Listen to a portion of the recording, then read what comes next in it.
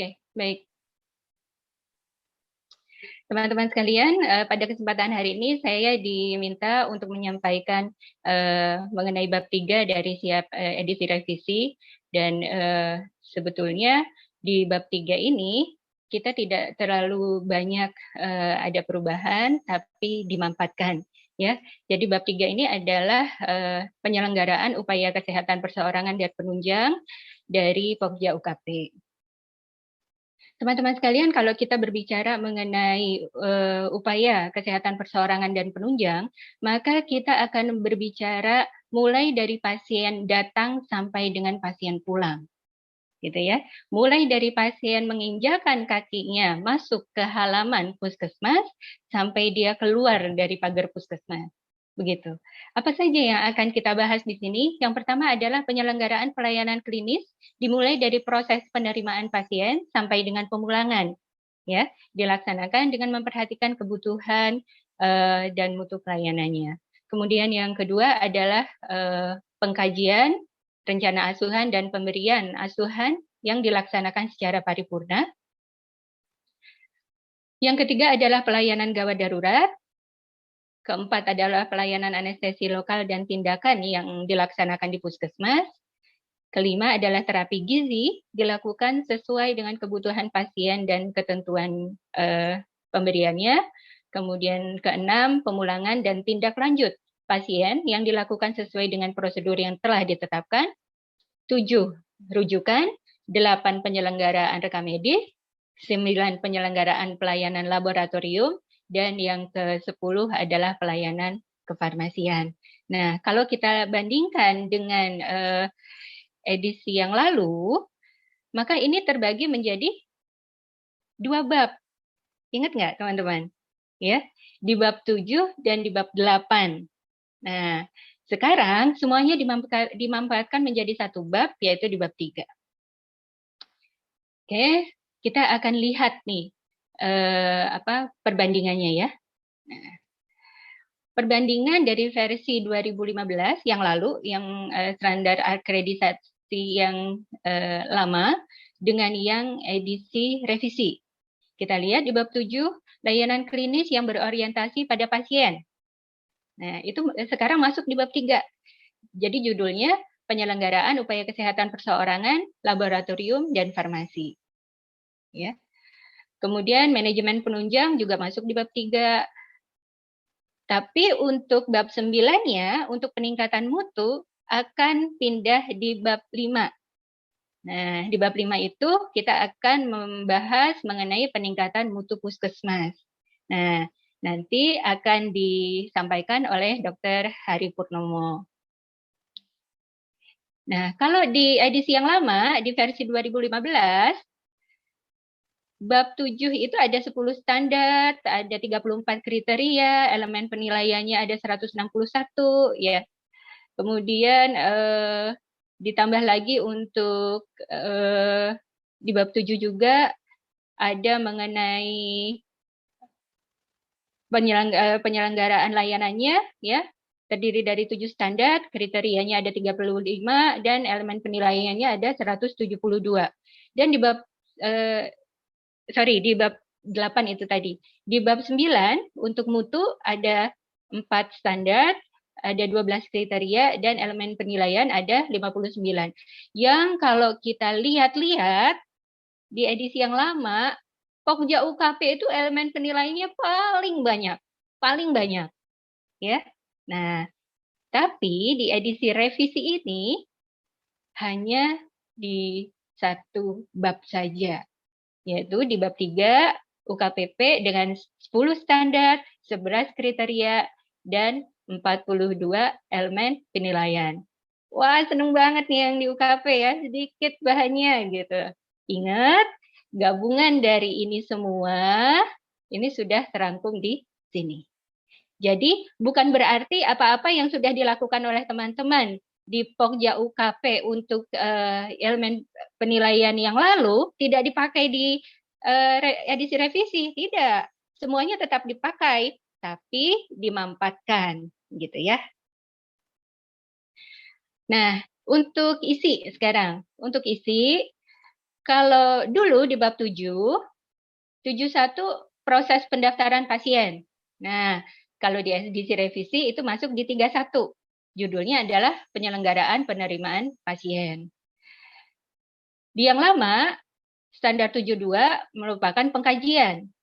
Di edisi yang baru, dijadikan satu di standar 32, yaitu pengkajian, rencana asuhan, dan pemberian asuhan yang dilaksanakan secara paripurna. Itu juga merangkum semua yang ada di 7.3 dan 7.4. Kemudian untuk rencana rujukan ada di 3.7. Untuk kegawat daruratan ada di 3.8 gitu ya.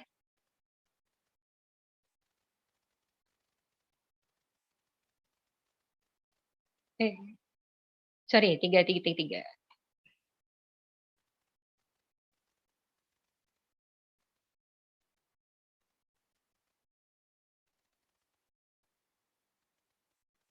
Berikutnya, 7.7 untuk pelayanan anestesi lokal dan sedasi dan pembedahan untuk di edisi revisi masuk di standar 3.4, yaitu pelayanan anestesi lokal dan tindakan di puskesmas. Nah, ini ada berkurang nih. Untuk yang 7.8 sebelumnya masuk di mengenai penyuluhan dan pendidikan kesehatan dan konseling, itu sudah tidak lagi masuk di Pokja UKP. Nah, dia larinya kemana? Nah, nanti akan dibahas besok. 7.9, mengenai makanan dan terapi nutrisi, masuk ke 3.5, mengenai terapi gizi. Untuk 7.10, mengenai pemulangan dan tindak lanjut, masuk di 3.6, yaitu pemulangan dan tindak lanjut. Nah, kemudian untuk versi 2015 yang bab 8, ya. 8.1 mengenai pelayanan laboratorium itu semua disatukan di 3.9, ya. 8.2 mengenai pelayanan obat masuk di 3.10. 8.3 pelayanan radiodiagnostik itu tidak dicantumkan lagi di edisi revisi karena bukan merupakan layanan yang seharusnya ada di puskesmas. Ya. Kemudian 8.4 kebutuhan data dan informasi. Nah, ini pindah ke admin, bergabung di bab 1. Untuk 8.5 lingkungan yang memenuhi ketentuan dan juga 8.6 mengenai peralatan pindah juga ke bab 1. Jadi kita udah nggak ngurusin lagi sarana prasarana, lingkungan, kemudian rekam medis, itu udah nggak masuk lagi di kita, di UKP. Ya, semuanya masuk di bab 1. Kemudian 8.7, perencanaan tenaga klinis. Ini masuk juga di bab 1 mengenai manajemen sumber daya manusia. Gitu. Enteng nggak? Yang jelas nanti akan dipadatkan, ya. Kalau misalnya teman-teman sudah melakukan edisi atau versi 2015 dengan lengkap, insya Allah untuk edisi revisinya mudah. Tinggal pelaksanaannya aja gimana gitu ya. Nah, kemudian yang standar 91 untuk di bab 9, ini semuanya akan masuk di bab 5. Nanti akan diterangkan oleh Bapak Hari Purnomo. Sekarang kita bahas satu-satu ya. Nah, sekarang untuk di standar 31. Penyelenggaraan pelayanan klinis mulai dari proses penerimaan pasien sampai dengan pemulangan dilaksanakan dengan memperhatikan kebutuhan mutu pelayanan. Ya. Pokok pikirannya apa? Penyelenggaraan pelayanan klinis mulai dari penerimaan dilaksanakan dengan efektif dan efisien sesuai dengan kebutuhan pasien serta mempertimbangkan hak dan kewajiban pasien dan keluarga. Jadi apa yang harus ada di sini pada saat pasien masuk? Jelas, informasi-informasi apa saja yang bisa didapatkan oleh pasien dan keluarganya. Ya, bagaimana alur pendaftarannya? Informasi apa yang seharusnya ada di area atau di lingkungan tempat pendaftaran? Berapa tarif di puskesmas ini? Jam berapa bukanya? Tutupnya jam berapa? Apa saja layanan yang ada di puskesmas ini? Begitu. Ya. Rumah sakit mana saja yang menjadi rujukannya? Semuanya harus terinformasikan pada saat pasien dan keluarganya masuk ke puskesmas.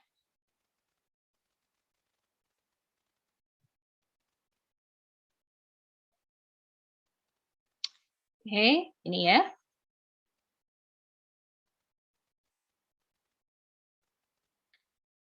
Oke, jadi pada saat pasien dan keluarganya masuk, maka informasi-informasi apa saja yang harus kita dapatkan? Yang pertama adalah jenis pelayanan dan tarif, jadwal pelayanan, proses alur pendaftaran, proses alur pelayanan, sarana yang tersedia, kerjasama rujukan, dan juga hak dan kewajiban pasien. Nah, sekarang teman-teman flashback, lihat di puskesmasnya. Informasi-informasi ini sudah ada belum? Mestinya sih sudah ada, tapi update nggak nih? Sejak 3 tahun yang lalu, sejak 4 tahun yang lalu, sejak akreditasi yang lalu, apakah ada perbaikan atau tidak? Apakah ada perubahan atau tidak? Gitu. Ya. Mengenai hak dan kewajiban pasien, apakah terlihat dengan jelas? Atau poster atau pamfletnya itu udah sembunyi entah kemana? Gitu ya. Jadi ini harus kita lihat lagi. Harus kita benahi lagi, harus kita perbaharui lagi. Disesuaikan dengan keadaan sekarang. Nah, sekarang kita sudah belajar banyak dari pandemi COVID-19. Bagaimana kita harus memisahkan antara pasien non-infeksius dengan pasien infeksius. Nah, alurnya bagaimana? Apakah sudah disesuaikan atau tidak? Gitu. Ya. Jadi ini sudah harus ada. Kemudian pasien melakukan pendaftaran. Nah, di pendaftaran ini kita sudah mulai memikirkan bagaimana keselamatan pasiennya. Bagaimana identifikasi pasien di tempat pendaftaran. Ya, identifikasi pasien harus meliputi setidaknya 2 identitas yang tidak bisa berubah. Itu adalah patokan untuk keselamatan pasien. Nah, besok akan dibahas. Nanti akan dibahas. Ya. Nah, kemudian juga hak dan kewajiban pasien juga harus disampaikan. Bagaimana cara penyampaiannya? Harus dengan bahasa yang mudah dipahami oleh pasien. Bagaimana dengan kendala bahasa? Bagaimana dengan kendala-kendala lain? Seperti misalnya, pasien ini adalah tunarungu, pasien ini adalah tunawicara, gitu ya. Bagaimana kita menyampaikannya? Itu juga harus diperhatikan. Nah, itu semua apakah ada di edisi yang lama? Ada. Tapi sekarang digabungkan jadi satu di standar 311. Gitu ya. Oh, sorry.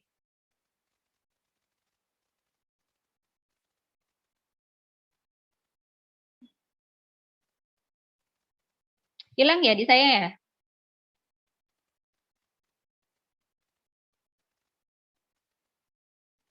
Oke.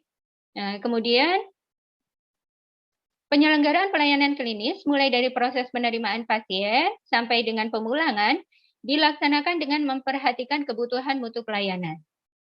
Ya.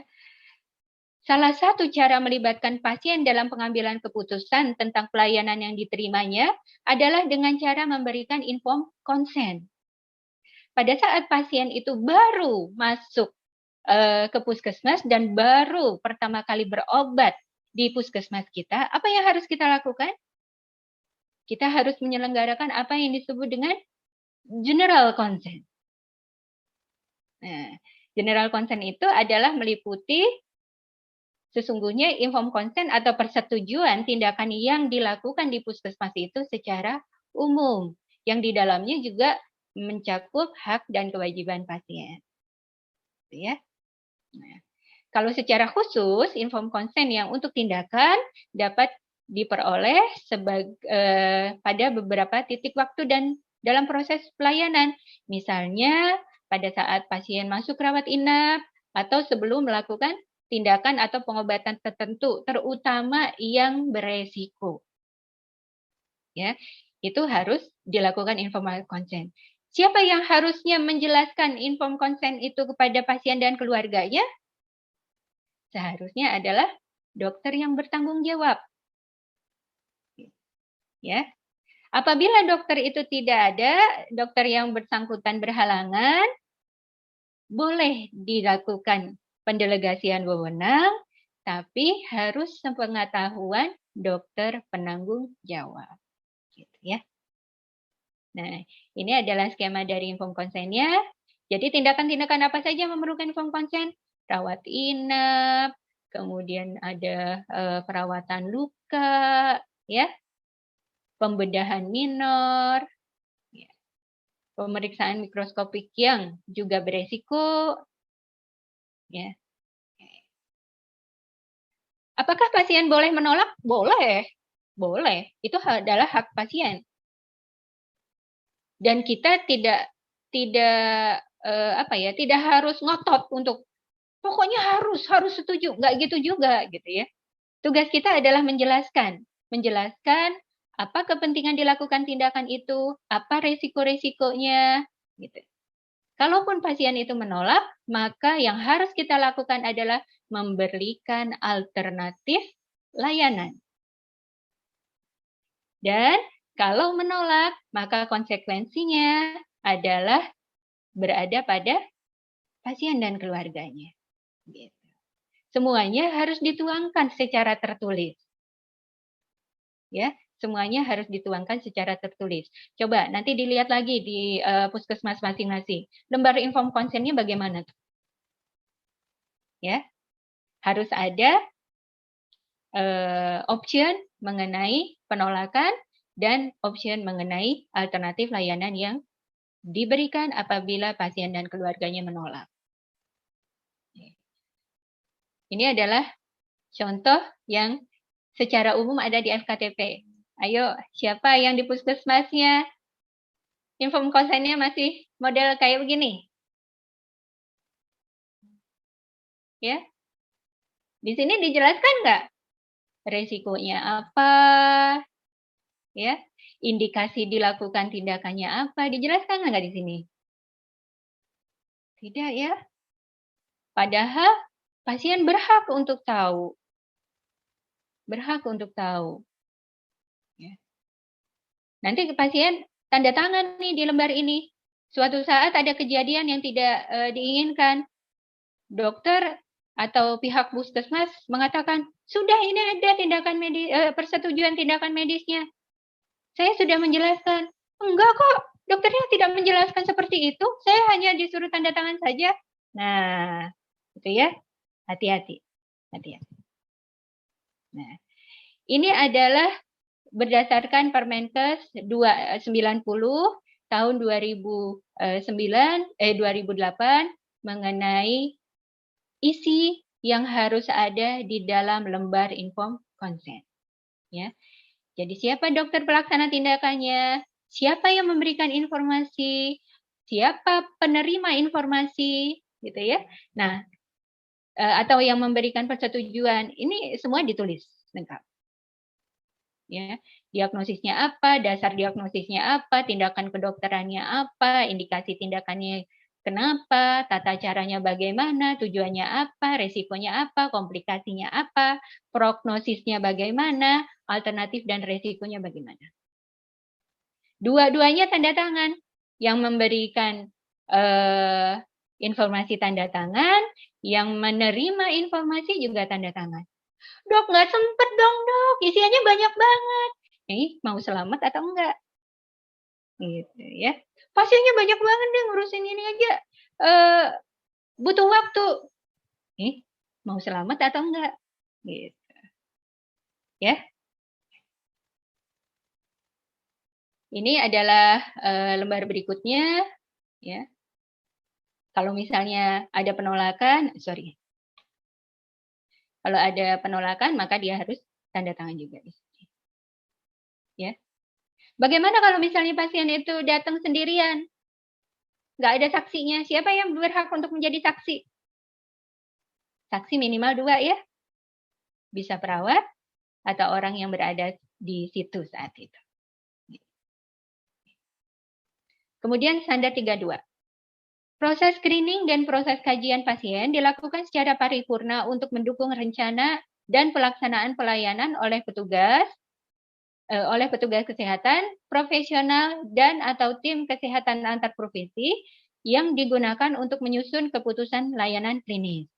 Pelaksanaan asuhan dan pendidikan pasien dan keluarga dilaksanakan sesuai rencana yang disusun, dipandu oleh kebijakan dan prosedur dan yang sesuai dengan peraturan yang berlaku. Jadi ingat, semuanya harus ada kebijakannya dan semua harus ada SOP-nya. Dan semuanya dilakukan ada dasarnya sesuai dengan peraturan yang berlaku. Gitu. Apakah teman-teman sudah membuat ini? Sudah, pasti sudah dan pasti sudah lengkap. Apakah dikerjakan? Belum tentu. Nah, yuk sekarang kita mulai lagi ya. Screening visual. Mungkin teman-teman masih banyak yang belum paham mengenai screening visual. Screening visual ini adalah bagaimana kita melihat pertama kali apakah pasien itu memerlukan suatu pertolongan secara cepat atau tidak. Contoh misalnya ada pasien lansia datang ke puskesmas, ya, dia datang sendirian, jalannya oleng, masuk, buka pintu puskesmas, mau menuju tempat pendaftaran. Teman kita di loket pendaftaran sudah tahu, ini pasien pasti mau jatuh nih. Apa yang harus dilakukan? Nah, ya, itu namanya screening visual. Pendekatan yang dilakukan sebagai upaya untuk dapat menilai kegawatan, upaya menyegerakan pasien untuk mendapatkan pertolongan melalui penilaian secara visual dilakukan sejak awal untuk memilah pasien termasuk juga pada resiko penularan infeksi. Ya, siapa saja yang perlu dilatih? Frontliner. Siapa yang di puskesmasnya ada apa ya namanya ya? Frontlinernya? Mungkin sebagian ada, mungkin enggak, langsung di pendaftaran gitu ya. Ini harus dilatih, harus dilatih. Yang jelas kepekaan untuk melihat kegawat daruratan pada pasien itu harus dilatih. Ya. Di mana? Di semua tempat menunggu pasien. Pasiennya antriannya banyak banget. Ternyata pada di deretan kursi tunggu ada pasien yang kelihatannya tertidur. Dipastikan itu beneran tidur atau pingsan. Gitu ya. Nah, ini adalah pasien-pasien yang beresiko contohnya. Pasiennya lemas, dari pola berjalan atau berdirinya bagaimana, gaduh gelisah, ya, alat bantu dan penutup mata, atau pasien kejang, pucat, ya, nyeri, ada demam atau batuk lebih dari 2 minggu, begitu. Coba kalau keadaannya ramai seperti ini. Jadi masing-masing dari kita, di semua petugas yang ada di puskesmas harus dilatih untuk aware dalam melakukan screening visual. Ya. Jangan ngelihat pasien lemas, dibiarin aja. Oh, bukan tupoksi saya, nggak gitu, ya. Atau paling tidak ada pasien yang menunggu lama. Sedari tadi dilihat pasien itu kok nggak pindah-pindah tempat sih, duduk di situ terus. Gitu. Paling tidak ada yang nyamperin, tanya, Ibu, Bapak, apakah sudah dilayani atau belum? Belum, saya nggak tahu mana alurnya. Nah, ya, ini adalah contoh dari screening visual rawat jalan. Ya, nanti boleh disesuaikan dengan kondisi puskesmas masing-masing. Nah, Screening dan proses kajian awal dilakukan secara paripurna dan mencakup berbagai kebutuhan dan harapan pasien atau keluarga dan mencegah penularan infeksi. Nah, jadi sudah dari awal nih, penularan infeksi harus diperhatikan. Nanti hubungannya dengan PPI, pencegahan dan pengendalian infeksi. Nanti akan dibahas oleh Dr. Hari, ya.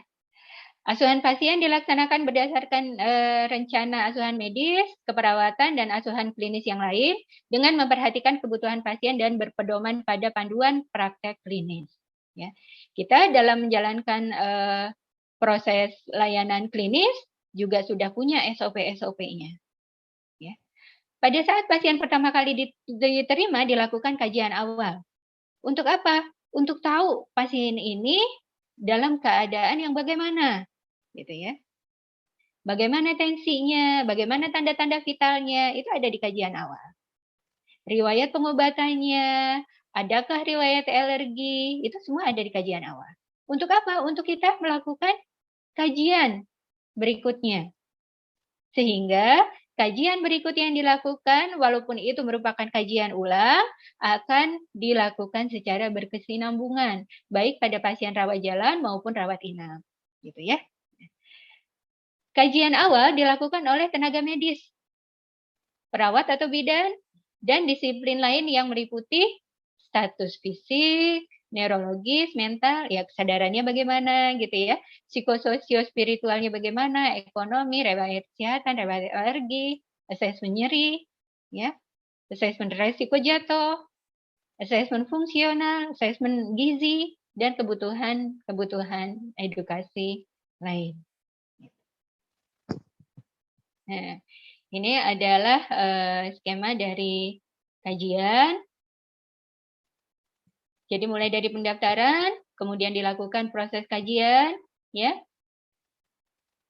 Kemudian pelaksanaan asuhannya bagaimana?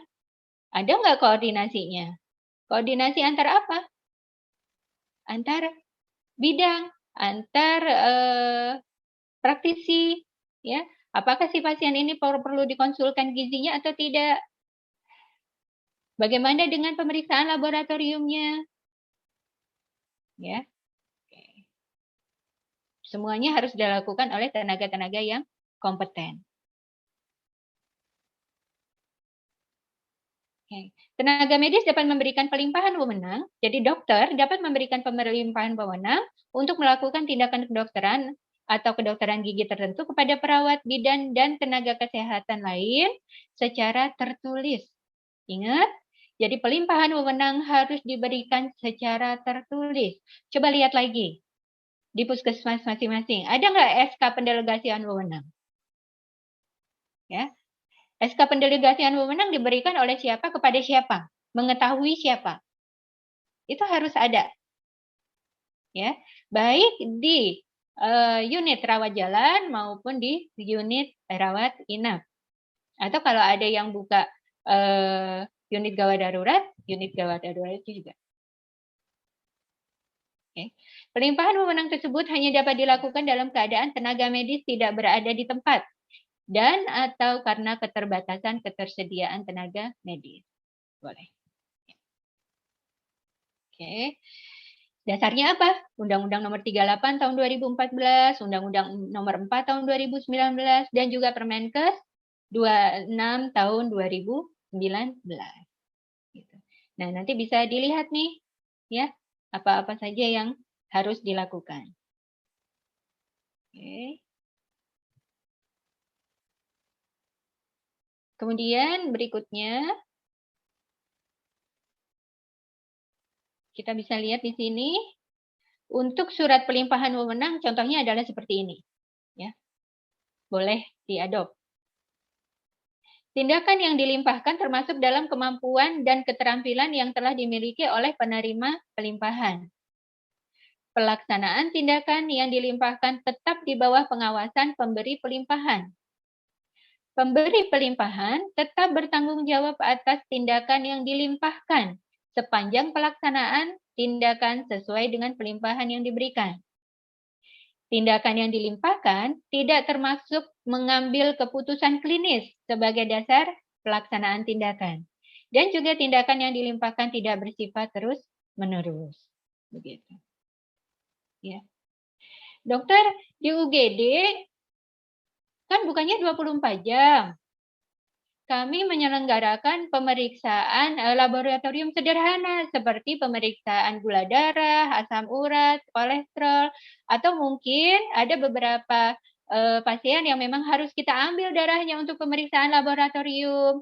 Petugas laboratorium datangnya nggak 24 jam, cuma ada di jam kerja aja. Bagaimana dokter?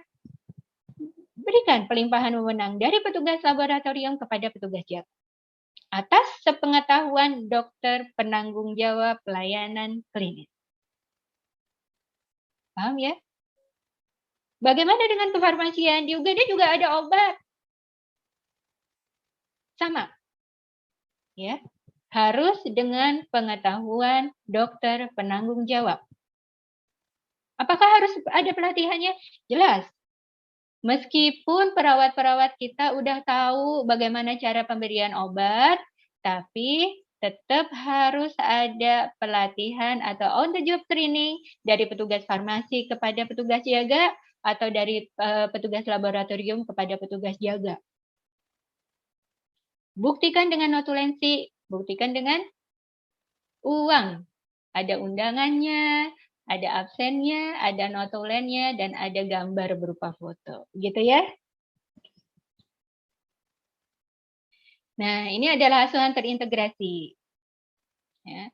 Keluarga pasien ada di tengah, semuanya saling berinteraksi antara satu dengan yang lain.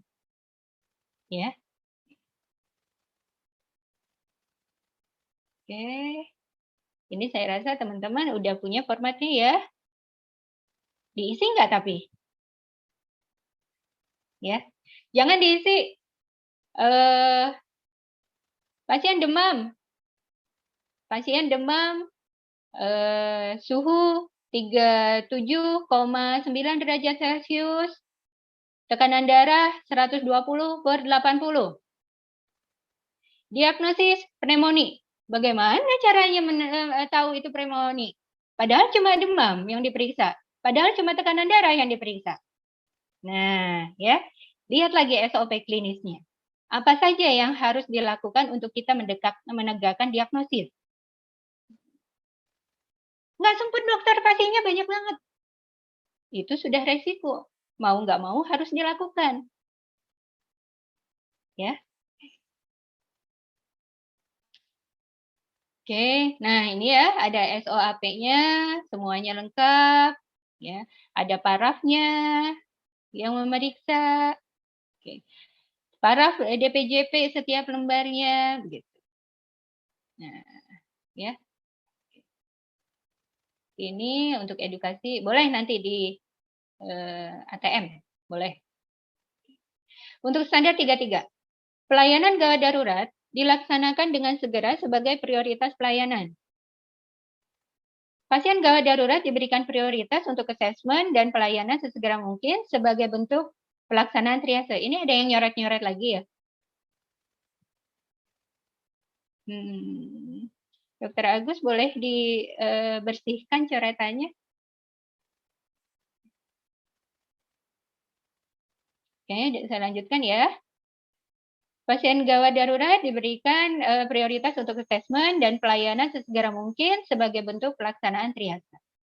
Prosedur pelaksanaan pasien gawat darurat disusun berdasarkan panduan praktek klinis untuk penanganan pasien gawat darurat dengan referensi yang dapat dipertanggungjawabkan. Nah, di edisi instrumen akreditasi yang lalu, teman-teman diminta untuk membuat SK keadaan gawat darurat apa saja yang bisa dilayani di puskesmas. Betul? Nah, sekarang direview lagi. Apakah bertambah atau berkurang layanan gawat daruratnya? Ya, itu harus diidentifikasi. Oke. Nah, pada saat kita sudah menentukan pasien itu gawat darurat, maka kita harus mengacu pada triase. kemudian dilanjutkan dengan tata laksana berikutnya, gitu ya. Proses triase dalam memperlakukan sistem prioritas dengan menentukan atau menyeleksi pasien yang harus didahulukan untuk mendapatkan penanganan. Oke.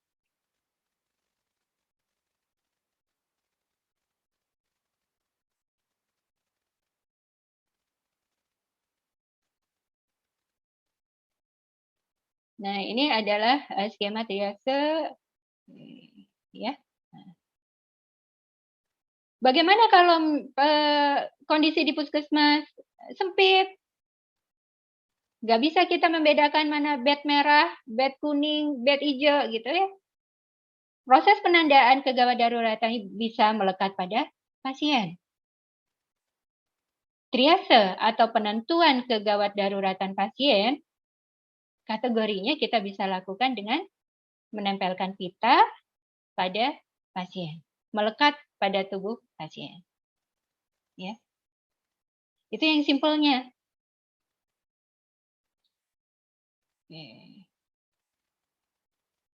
Nah, semuanya harus dituangkan di dalam rekam medis. Rekam medis sudah disiapkan.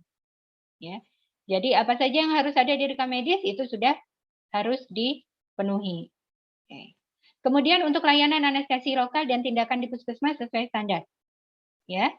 Jenis-jenis atau obat anestesi apa yang ada di puskesmas? Bagaimana cara memberikan anestesi? Ada SOP-nya. Ya. Dalam pelayanan rawat jalan maupun rawat inap di puskesmas, terutama pelayanan gawat darurat, pelayanan gigi, pelayanan KB, memerlukan tindakan-tindakan yang membutuhkan anestesi lokal. Jadi pelaksanaan anestesi lokal tersebut harus memenuhi standar dan peraturan perundang-undangan yang berlaku. SK-nya harus jelas, obat-obat apa saja, obat-obat anestesi apa saja yang ada di puskesmas. Siapa yang harus melakukan anestesi? Siapa penanggung jawabnya? Ya. Nah, ini adalah lembar pemantauan anestesi. Pada saat kita kuliah dulu, dokter, perawat, bidan, dokter gigi, ya, ingat, pada saat kita kuliah dulu kita disuruh nggak ngisi ini? Pasti disuruh. Tujuannya apa? Tujuannya supaya kita bisa aplikasikan sekarang di tempat kerja, ya. Jadi kita mulai lagi untuk melakukan itu secara lengkap. Ya. Ingat, penanggung jawabnya harus tanda tangan di sini. Oke. Untuk gizi, pemberian terapi makanan dan terapi gizi sesuai dengan status gizi pasien dan konsisten dengan asuhan klinis tersedia secara reguler. Tersedia secara reguler ini silakan diatur. Waktunya kapan aja untuk klinik gizinya buka. Gitu. Ya. Terapi gizi pada pasien dengan risiko gangguan gizi di puskesmas diberikan secara reguler sesuai dengan rencana asuhan berdasarkan hasil penilaian status gizi dan kebutuhan pasien sesuai proses asuhan gizi terstandar yang tercantum dalam pedoman pelayanan gizi di puskesmas. Semua sudah punya? Kalau belum punya, ayo cari. Ya. Jadikan itu sebagai pedoman di puskesmas. Keluarga pasien dapat berpartisipasi dalam menyediakan makanan bila sesuai dengan dan konsisten dengan kajian kebutuhan pasien dan rencana asuhan dengan sepengetahuan dari petugas kesehatan yang kompeten dan disimpan dalam kondisi baik untuk mencegah kontaminasi. Ya. Ini terutama untuk puskesmas yang rawat inap. Ya. Bagaimana menu-menunya, bagaimana penyusunan menunya, kapan snack diberikan, gitu ya. Siapa yang menyediakan, siapa yang masak, siapa yang mendistribusikan, bagaimana jadwalnya. Ya. Ini adalah formulir screeningnya yang bisa teman-teman gunakan untuk pemantauan gizi. Ya. Oke. Ya, lanjut ya.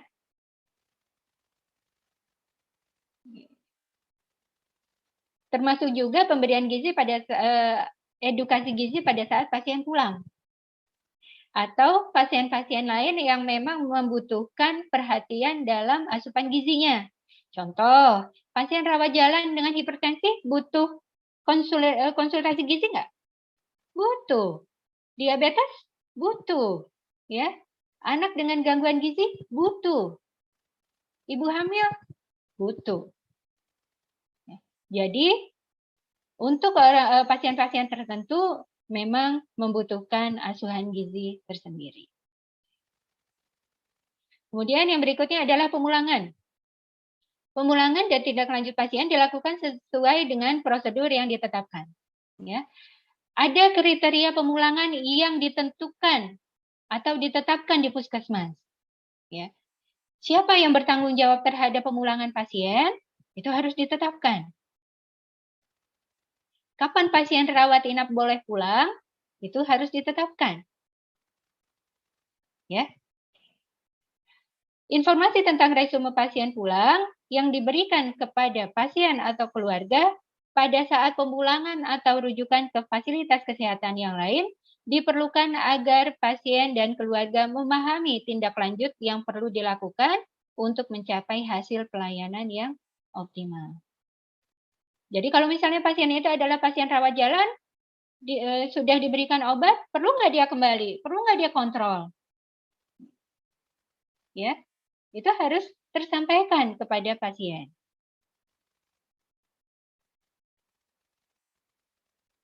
Oke. Ini adalah regulasinya, contoh-contohnya ya.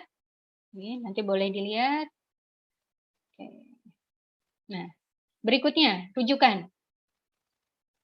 Pelaksanaan rujukan dilakukan sesuai dengan ketentuan, kebijakan, dan prosedur yang telah ditetapkan dan mengacu pada ketentuan peraturan perundang-undangan. Selama proses rujukan pasien secara langsung, pemberi asuhan yang kompeten harus terus memantau kondisi pasien dan fasilitas kesehatan penerima rujukan, diberi resume tertulis mengenai kondisi klinis pasien dan tindakan yang telah dilakukan.